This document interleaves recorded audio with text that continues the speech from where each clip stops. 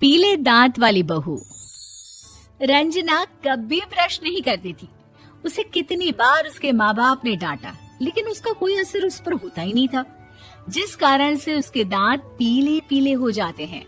शादी के बाद अरे बहू, वैसे तो तुझ में कोई कमी नहीं है, पर तेरे दांत इतने पीले कैसे हैं बेटा? कैसे मतलब? कोई सर्जरी थोड़ी ना कराइए। वो तो क्या नाम, मैं ब्रश नहीं करती थी तो पीले हो गए। अब क्या करूं? आप कहें तो लाल करवा लूं या फिर काले? यार ये क्या है, क्यों माँ से लड़ रही हो? लड़ रही हूँ? अरे मैं लड़ रही हूँ या ये बोल रही है कि दांत पीले हैं, पीले। अरे तपस्या थोड़ी ना की है इन्हें पीले करने के लिए। बकायदा ब्रश नहीं किया है 20 साल तक, तब जाकर। छी, कैसी बात कर रही हो? ये उस वक्त तो पीले नहीं थे जब हम लोग तुम्हें देखने आए थे। अरे तब साफ करवा लिया होगा डेंटिस्ट के पास जाकर। अब देखो कैसे पीले पीले लग रहे हैं। रंजना सास की तरफ गुस्से से देखती है। फिर शुरू हो गई पीले पीले पीले। अरे पीले तो तब भी थे जब मेरे हाथ का रसगुल्ला उड़ा उड़ा कर खा रही थी और बोल रही थी, लड़की नहीं गुणों का खजाना दे रहे भाई साहब आप। खैर, अब वो लोग करते भी तो क्या करते, पीले दांत वाली बहू पल्ले पड़ी थी तो झेलना तो था ही। एक दिन कीर्तन में रंजना गाना गा रही थी। अरे कमला बहन, माँ का द्वार है, यहाँ तो सब शुद्ध होकर आते हैं, फिर अपनी बहू को ब्रश भी नहीं करवाती तुम। दूर से पीले पीले दांत भक्ति में बाधा उत्पन्न कर रहे हैं। अरे कोई 2 साल की बच्ची थोड़ी ना लेकर आई हूँ मैं बहू बनाकर। अच्छी खासी लड़की है, अरे कैसे करवाऊं ब्रश? ये तो उसे खुद करना चाहिए ना। अब माँ बाप तो इसके जैसे तैसे निपटा दिए, ये नहीं सोचा कि सास कैसे संभालेगी। सास बहू को लेकर घर आ जाती है, लेकिन सोच लेती है कि अब इसे लेकर कहीं नहीं जाएगी।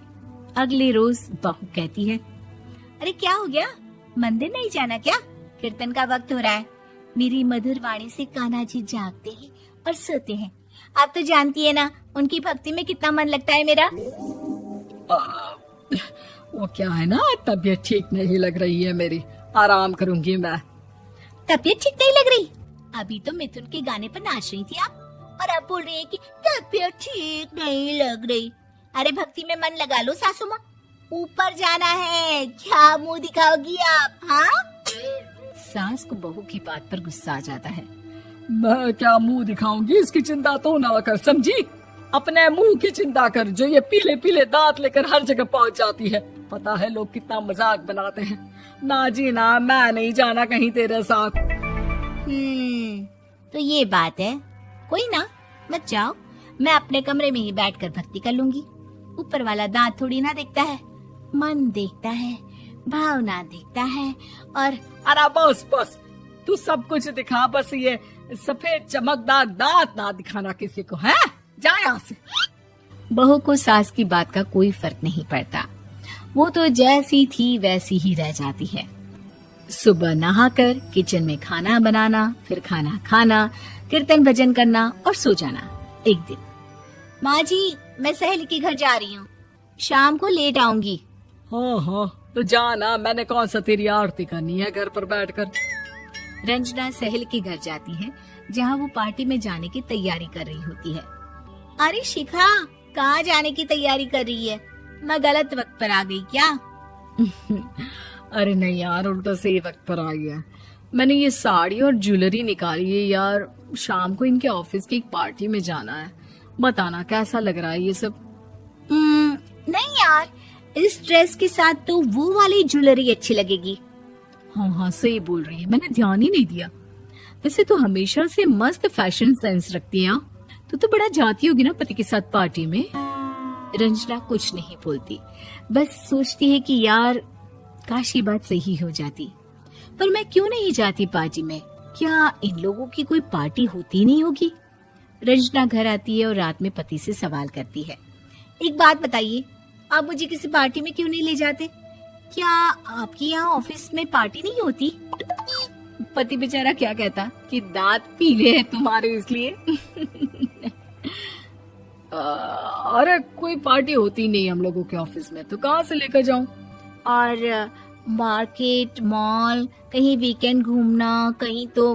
अरे यार, सारे हफ्ते में एक छुट्टी मिलती है, तो सोचता हूँ कि आराम ही कर लूं। क्यों? रंजना मन मार के रह जाती है। पहले कभी सास के साथ मंदिर जाया करती थी, लेकिन वो भी सास ने ले जाना बंद कर दिया। घर बैठी बैठी रंजना बोर हो जाती है। तभी उसे आइडिया आता है और वो मायके जाने का सोचती है। सासू माँ, 2 दिनों के लिए मम्मी के घर जा रही हूँ। अच्छा अच्छा ठीक है, आराम से जा। और हाँ, माँ से कुछ अच्छी आदत सीख कर आना कि कैसे शरीर के हर भाग की तरह दांतों की सफाई भी जरूरी होती है, समझी?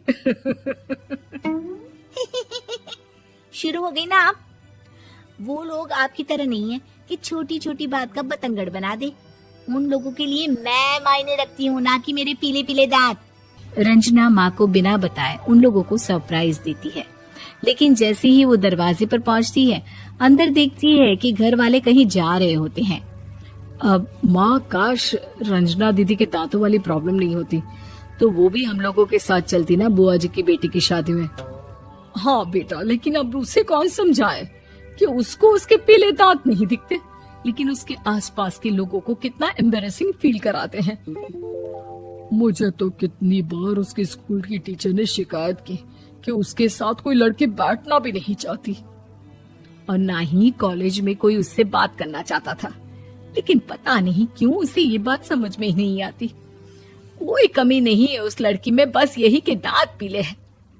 वो तो भला हो जीजा जी और उनकी माँ का, जो दीदी को जैसी है वैसे ही रखा हुआ है। रंजना को अपने घर वालों की बात सुनकर बहुत दुख होता है। वो सोचती है कि वो क्या करे, लेकिन फिर वो सीधा डेंटिस्ट के पास जाती है, अपने दांत चमकाती है और कसम खाती है कि वो रोज ब्रश करेगी। अरे क्या हो गया? तुम तो 2 दिनों के लिए गई थी ना। पर कोई ना, अच्छा है, चलो आ गई तो। रंजना सास के सामने आकर खड़ी हो जाती है और पूरी स्माइल करती है, उसके चमकदार दांतों को दिखाती हुई। हैं? चले मंदिर। माँ, मुझे माफ कर दीजिए, मैंने आप लोगों को बहुत एम्बैरेसिंग फील करवाया। मैं आज से रोज ब्रश करूंगी।